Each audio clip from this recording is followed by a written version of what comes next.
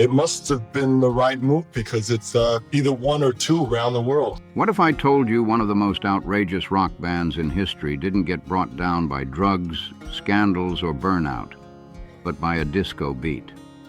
You know, discotheques are real popular now, and people are getting out there and dancing, and Kiss went from breathing fire and terrifying parents to making one of the biggest dance hits of the era, and not everyone in the band was happy about it. Behind the glitter there was anger, betrayal, and a civil war that helped destroy the original lineup. So was I Was Made for Lovin' You a genius move that saved Kiss, or the moment they sold out completely? It's 1979, and Kiss is absolutely everywhere. Lunchboxes, comic books, merch stacked in every direction, even that wild TV movie where they battle a robot. For a stretch, they looked untouchable. But there was one big issue. The music world was shifting fast. Kids were not just blasting Zeppelin and Aerosmith anymore. Disco had taken over dance floors. Clubs were packed, mirror balls were spinning, and polyester was basically a uniform. Trends were changing, and Paul Stanley saw it clearly. well, I think disco's really hot, you know? Paul, the star child, loved the spotlight. Fame, yes. Big nights out, absolutely. He was a regular at Studio 54 in New York, the legendary club where celebrities, socialites, and party culture collided non-stop. If you never heard of it, picture a place where the music never let up and the energy stayed turned all the way up till morning. So Paul is in that scene watching packed dance floors, hearing those relentless beats, and a thought starts forming. Later, he would openly say he saw disco as simple music and believed he could write a hit without much struggle. That confidence pushed him straight into action. He links up with songwriter Desmond Child and they get to work. Paul starts building around that unmistakable disco pulse, fast, steady, impossible to ignore. That non-stop club rhythm. Then comes the melody, catchy from the jump, built to stick in your head whether you wanted it there or not. This was miles away from Detroit Rock City, a full detour from the gritty, hard rock image fans knew. More polished, more danceable, more radio-friendly.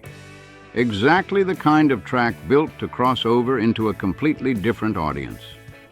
Then comes I Was Made for Lovin' You. In Paul's mind, this was a massive play, a hit record, big money, bigger exposure. Maybe even a whole new chapter for the band, so he brings the song to the rest of Kiss. We made any drastic change. I think the song you're referring to as disco is really rock disco. Now, Gene Simmons is a different kind of thinker. Gene always had a sharp eye for business. Merch, branding, radio reach, commercial upside. He understood the machine. The second he hears that chorus, the possibilities are obvious. This wasn't just a song to him. It looked like an opportunity with dollar signs all over it. Gene is completely on board. He does not care if the song sounds like ABBA wearing leather jackets with distortion turned up. If it can sell records, he's interested. That was Gene's mindset. Spot the opportunity, chase the payoff, keep the machine moving. Maybe even a whole new chapter for the band. Ace the Spaceman lived for bluesy riffs, loud amps, and pure hard rock attitude. That was his lane. So when he hears this demo, his reaction is basically disbelief. Like Paul had suggested the band ditch everything that made them Kiss. Different styles of music on the record. We do rock disco, done ballads like Beth. To Ace, this was not evolution. It was a weird detour. He hated the track, saw it as soft pop, way too polished, way too far from the rough edge he liked. The idea of locking into a strict dance groove instead of cutting loose with guitar swagger, not his thing at all. He was a lead guitarist, not there to sound like part of a club backing track. Then there's Peter Criss, the cat man, and things were already messy there. Peter was dealing with major personal struggles, health problems, and rising tension with the band. After a serious car accident, physical issues made performing harder, and relationships inside the group were getting rough. The atmosphere was already heavy before recording even got rolling. Then comes the Dynasty sessions. They bring in producer Vinny Poncia, and his style is very different from the gritty rock image fans connected with Kiss. Vinny leaned toward polished production, tight arrangements, and commercial appeal. He wanted songs that could land big, not rough jam sessions stretching into chaos. So recording starts on I Was Made for Lovin' You, and Ace is miserable. He's standing there with his guitar, being told to repeat the same tight rhythm parts again and again. No wild solos taking over the room, no dirty blues energy, no loose rock and roll chaos, just clean repetition built around the groove. For Ace, that had to feel like a completely different universe. He pushes back hard, reportedly telling Paul this did not feel like the Kiss he signed up for. But the response from the other side was simple. Play the part, trust the song, move forward. They believed they had a hit and were not interested in slowing down for philosophical debates in the studio. The tension gets so ridiculous that Ace reportedly isolates himself while recording, setting up his own little hidden space away from the rest of the room. A full personal bunker vibe. Beer nearby, frustration high, just knocking out guitar parts while staying as far from the drama as possible. And then the drums become the next problem. Peter Criss was still officially Kiss's drummer. His face was on the album. His name was tied to the brand. But inside the studio, things were getting complicated fast. He comes in and tries to record, but the sessions are rough. Timing issues, physical limitations, obvious strain. Nothing is clicking the way it needs to.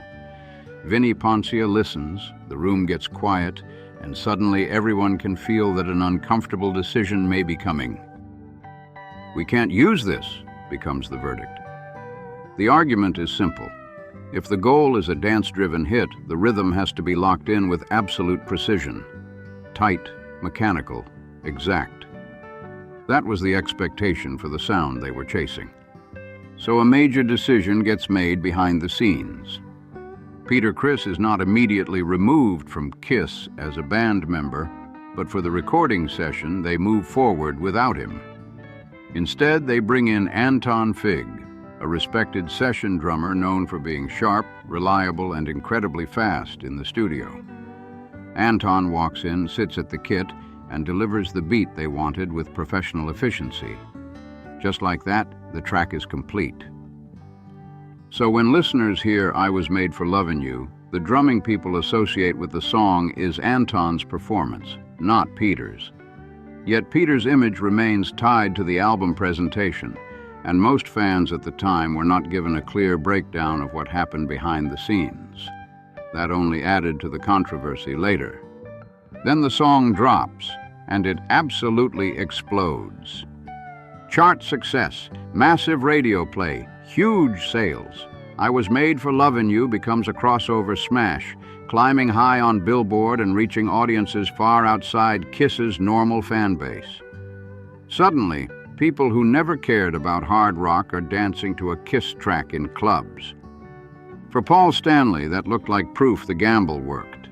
He had pushed for a different direction, helped create a major hit, and showed the band could break into a totally different market. On paper, that is a huge win. But then came the backlash.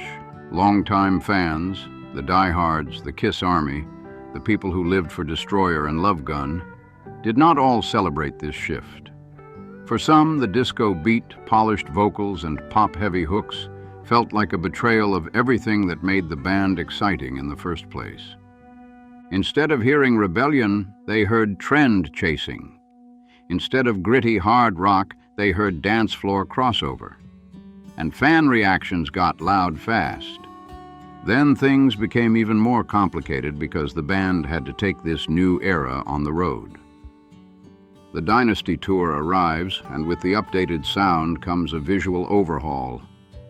The old Kiss image had a certain menace. Black leather, silver hardware, armor-like costumes, larger-than-life villain energy. It looked dangerous, theatrical, unforgettable. But the Dynasty wardrobe? Totally different energy. The designs swing harder into flashy glam spectacle, with brighter colors and a more polished stage aesthetic.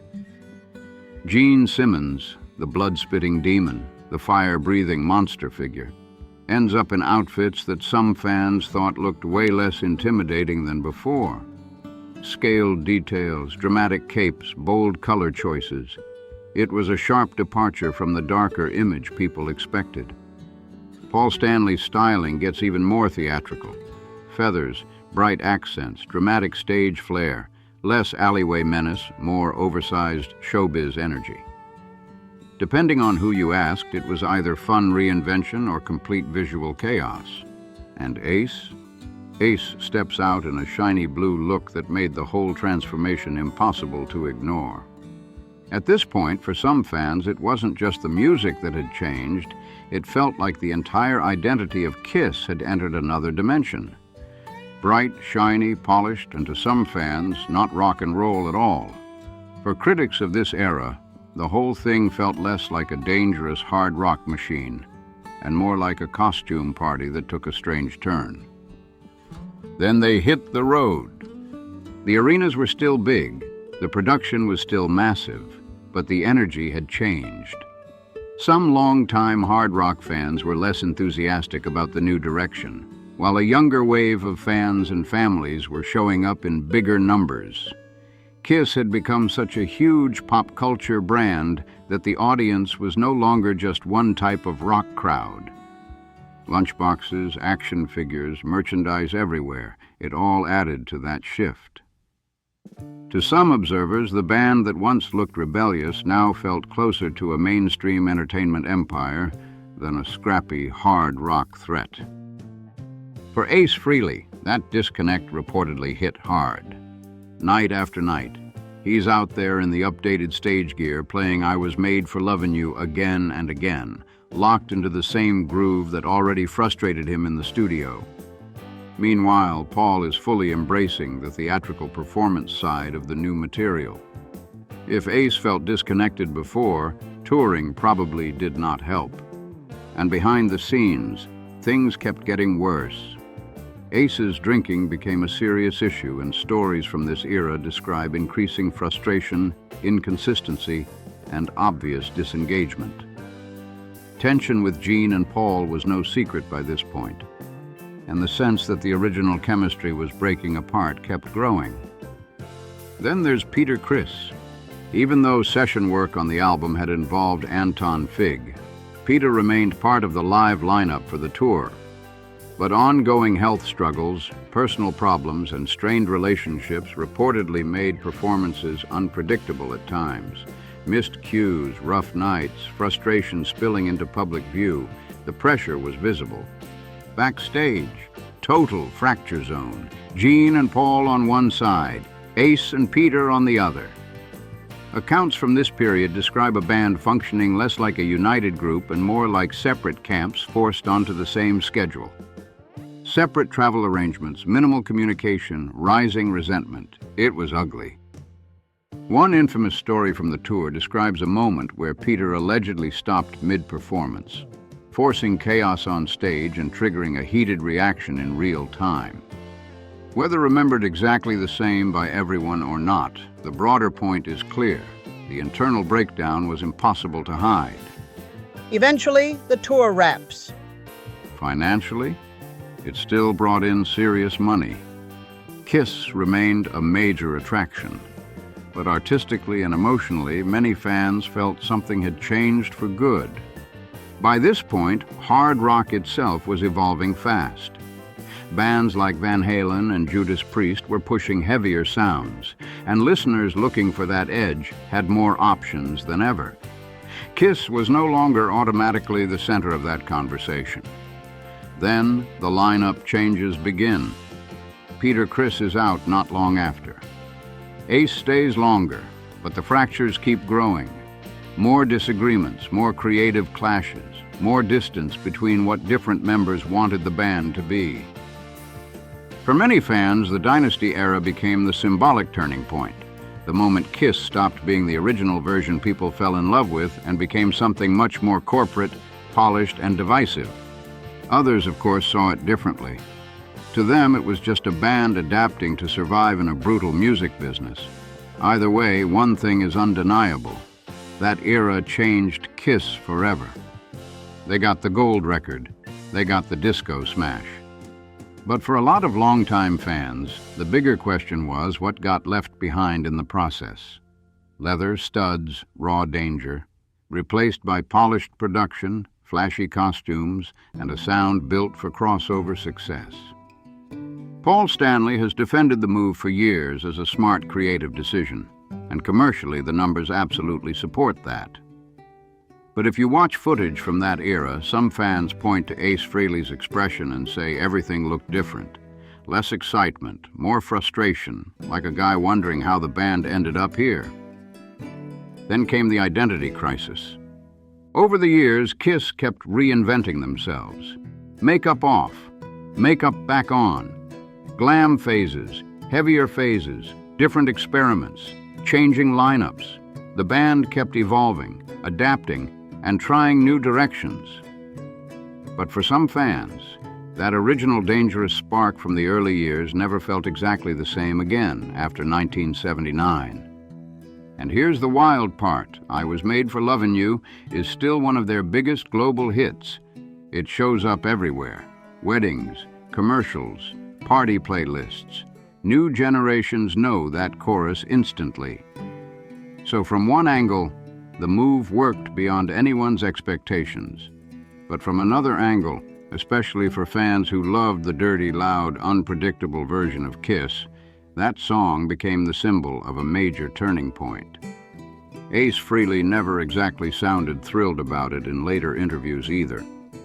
He repeatedly described it as way too pop for his taste and compared recording parts on it to doing repetitive work instead of cutting loose as a rock guitarist. That tells you a lot about how divided the band was creatively. Kiss was once the band that shocked parents and rattled neighborhoods. Loud, theatrical, rebellious, impossible to ignore. Then suddenly, they had a song that crossed into mainstream spaces nobody would have predicted years earlier. That's either brilliant reinvention or total surrender, depending on who you ask. Peter Criss was gone. Ace was drifting toward the exit. The chemistry that built the original lineup was cracking fast. Those four musicians who started building something wild in New York were never really the same unit again. The makeup stayed, the brand survived, the legend kept growing. But many fans still debate whether the original magic ever fully came back. So what do you think? Was I Was Made for Lovin' You a genius move that kept Kiss alive? Or the moment they sold out and lost what made them special? Drop your thoughts in the comments. I want to hear your take.